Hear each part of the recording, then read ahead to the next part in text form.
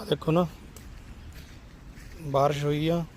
बारिश होने तो बाद जो नीवें पॉइंट बनाए आ, नीवें पॉइंटा दे विच पानी उतर गया थल्ले। हर जगह के उत्ते बनाए गए आ। सड़कां सुक्कियां नहीं सुक्कियां, हाँ कोई टुटण दा खतरा।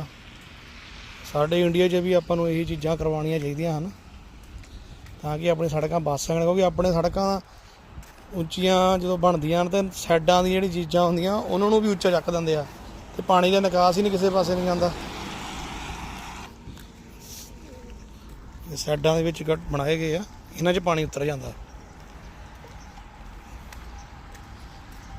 ਇਸ ਕਰਕੇ ਇੱਥੇ ਸੜਕਾਂ ਟੁੱਟਦੀਆਂ ਨਹੀਂ ਹੈਗੀਆਂ।